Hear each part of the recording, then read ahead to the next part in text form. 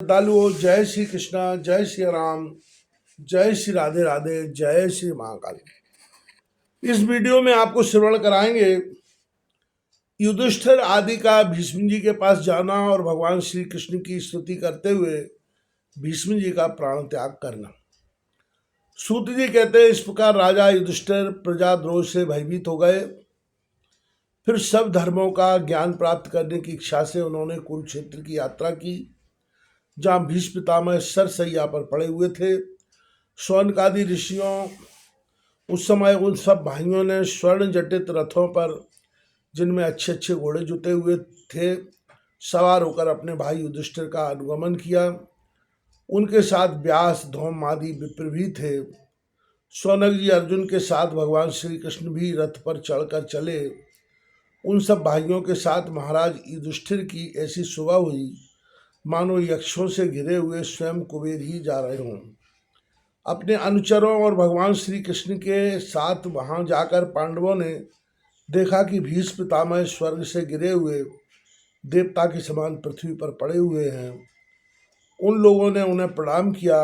शौनक जी उसी समय भरत वंशियों के गौरव रूप भीष्म पितामह को देखने के लिए सभी ब्रह्मर्षि, देवर्षि और राजर्षि वहां आए।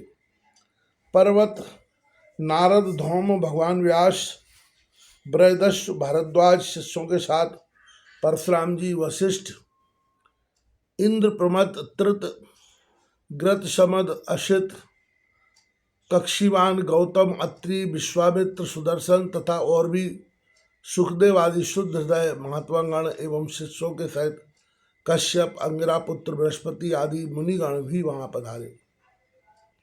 भीष्म पितामह धर्म को और देश काल के विभाग को कहाँ किस समय क्या करना चाहिए इस बात को जानते थे। उन्होंने उन बड़भागी ऋषियों को सम्मिलित हुआ देखकर उनका यथायोग्य सत्कार किया। वे भगवान श्री कृष्ण का प्रभाव भी जानते थे, अतः उन्होंने अपनी लीला से मनुष्य का वेश धारण करके वहाँ बैठे हुए तथा जगदीश्वर के रूप में हृदय में विराजमान भगवान श्री कृष्ण की बाहर तथा भीतर दोनों जगह पूजा की। पांडव बड़े विनय और प्रेम के साथ भीष्म पितामह के पास बैठ गए। उन्हें देखकर भीष्म पितामह की आंखें प्रेम के आंसुओं से भर गईं। उन्होंने उनसे कहा, धर्मपुत्रों, हाय हाय, यह बड़े कष्ट और अन्याय की बात है कि तुम लोगों को विप्र, धर्म और भगवान के आश्रित रहने पर भी इतने कष्ट के साथ जीना पड़ा, जिसके तुम कदापि योग्य नहीं थे। अतिरथी पांडु की मृत्यु के समय तुम्हारी अवस्था बहुत छोटी थी। उन दिनों तुम लोगों के लिए कुंती रानी को और साथ साथ तुम्हें भी बार बार बहुत से कष्ट झेलने पड़े। जिस प्रकार बादल वायु के बस में रहते हैं, वैसे ही लोकपालों के साथ सारा संसार काल भगवान के अधीन है। मैं समझता हूँ कि तुम लोगों के जीवन में ये जो अप्रिय घटनाएं घटित हुई हैं, वे सब उन्हीं की लीला है। नहीं तो जहाँ साक्षात धर्मपुत्र तथा राजा युधिष्ठिर हों, गदाधारी भीमसेन और धनुर्धारी अर्जुन रक्षा का काम कर रहे हों, गांडीव धनुष हो और स्वयं श्री कृष्ण स्वृद हों, भला वहाँ भी विपत्ति की संभावना है। ये कालरूप श्री कृष्ण कब क्या करना चाहते हैं, इस बात को कभी कोई नहीं जानता। बड़े बड़े ज्ञानी भी इसे जानने की इच्छा करके मोहित हो जाते हैं। युधिष्ठिर, संसार की यह सब घटनाएं ईश्वर इच्छा के अधीन है। उसी का अनुसरण करके तुम इस अनाथ प्रजा का पालन करो, क्योंकि अब तुम ही इसके स्वामी और इसे पालन करने में समर्थ हो। वे श्री कृष्ण साक्षात भगवान हैं। ये सबके आदि कारण और परम पुरुष नारायण हैं। अपनी माया से लोगों को मोहित करते हुए ये यदुवंशियों में छिपकर लीला कर रहे हैं। इनका प्रभाव अत्यंत गूढ़ एवं रहस्यमय है। युधिष्ठिर, उसे भगवान शंकर, देवर्षि नारद और स्वयं भगवान कपिल ही जानते हैं, जिन्हें तुम अपना मेरा भाई, प्रिय मित्र और सबसे बड़ा हेतु मानते हो, तथा जिन्हें तुमने प्रेम बस अपना मंत्री, दूत और सारथी तक बनाने में संकोच नहीं किया, वे स्वयं परमात्मा हैं। इन सर्वात्मा समदर्शी, अद्वितीय, अहंकार रहित और निष्पाप परमात्मा में उन ऊंचे नीचे कार्यों के कारण कभी किसी प्रकार की विषमता नहीं होती। युधिष्ठिर इस प्रकार सर्वत्र सम होने पर भी देखो तो सही, ये कितने अनन्य प्रेमी भक्तों पर कितनी कृपा करते हैं। यही कारण है कि ये ऐसे समय में, जबकि मैं अपने प्राणों का त्याग करने जा रहा हूँ, इन भगवान श्री कृष्ण ने मुझे साक्षात दर्शन दिया है। भगवत परायण योगी पुरुष भक्ति भाव से इनमें अपना मन लगाकर और वाणी से इनके नाम का कीर्तन करते हुए शरीर का त्याग करते हैं और कामनाओं से तथा कर्म से बंधन से छूट जाते हैं। वे ही देवदेव भगवान अपने प्रसन्न हास्य और रक्त कमल के समान अरुण नेत्रों से उल्लसित मुख वाले चतुर्भुज रूप से जिसका और लोगों को केवल ध्यान में दर्शन होता है, तब तक यहीं स्थित रहकर प्रतीक्षा करें जब तक मैं इस शरीर का त्याग न कर दूं। सूत जी कहते हैं, युधिष्ठिर ने उनकी यह बात सुनकर सरसैया पर सोए हुए भीष्म पितामह से बहुत से ऋषियों के सामने ही नाना प्रकार के धर्मों के संबंध में अनेकों रहस्य पूछे। तब तत्ववेता भीष्म पितामह ने वर्ण और आश्रम के अनुसार पुरुष के स्वाभाविक धर्म और वैराग्य तथा राग के कारण विभिन्न रूप से बतलाए हुए निवृत्ति और प्रवृत्ति रूप द्विविध धर्म, दान धर्म, राजधर्म, मोक्ष धर्म, स्त्री धर्म और भगवत धर्म, इन सब का अलग अलग संक्षेप और विस्तार से वर्णन किया।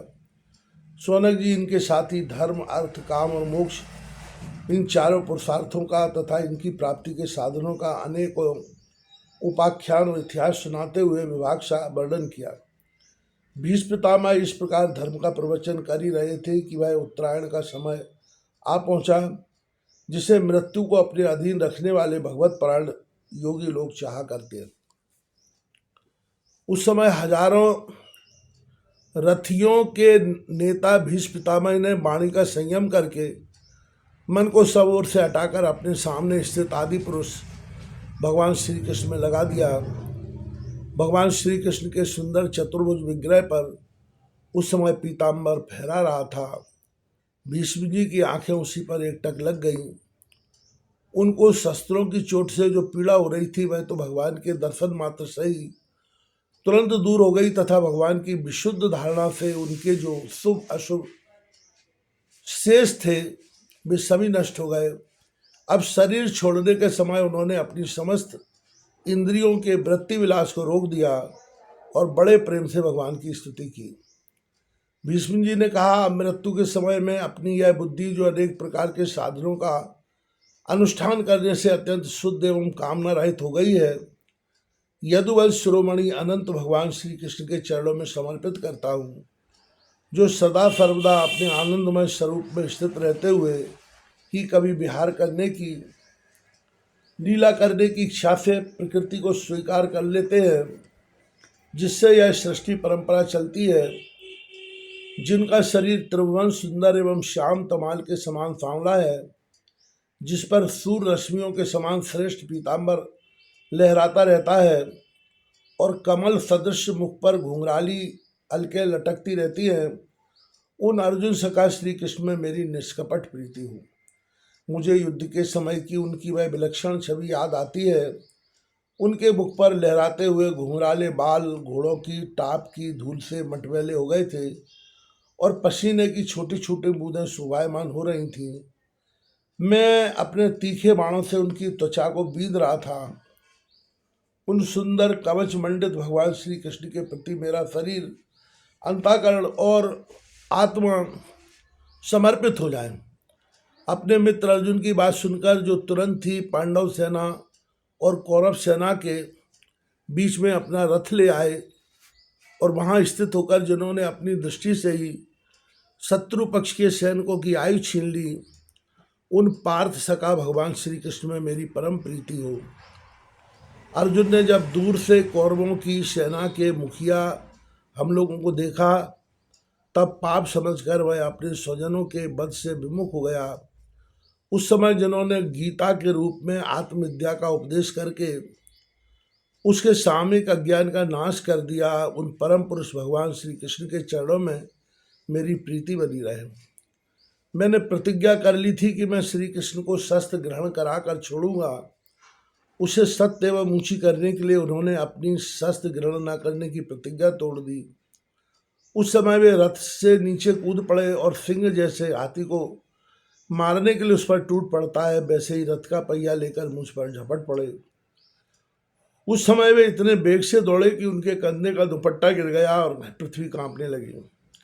मुझ आतताई ने तीखे बाण मार मार कर उनके शरीर का कवच तोड़ डाला था, जिससे सारा शरीर लहूलुहान हो रहा था। अर्जुन के रोकने पर भी वे बलपूर्वक मुझे मारने के लिए मेरी ओर दौड़े आ रहे थे। वे ही भगवान श्री कृष्ण जो ऐसा करते हुए मेरे प्रति अनुग्रह और भक्त वत्सलता से परिपूर्ण थे, मेरी एकमात्र गति हो, आश्रय हो।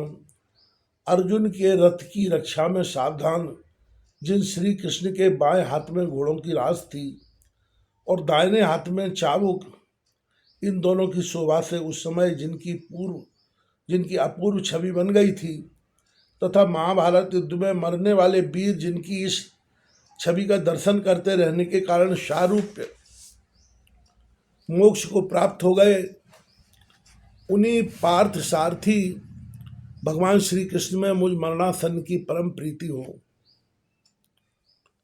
जिनकी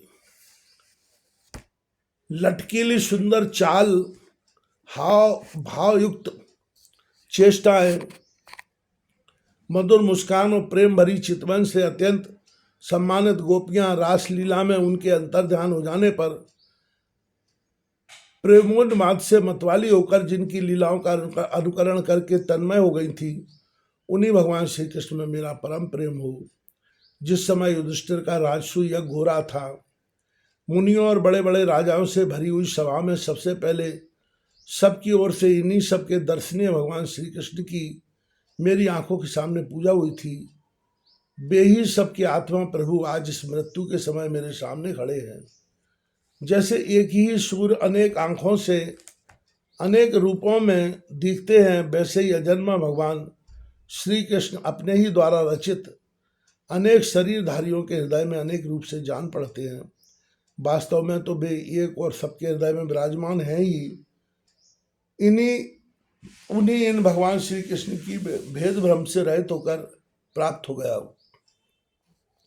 सूत जी कहते हैं, इस प्रकार भीष्म पितामह ने मन, वाणी और दृष्टि की वृत्तियों से आत्मस्वरूप भगवान श्री कृष्ण में अपने आप को लीन कर दिया। उनके प्राण वहीं विलीन हो गए और वे शांत हो गए।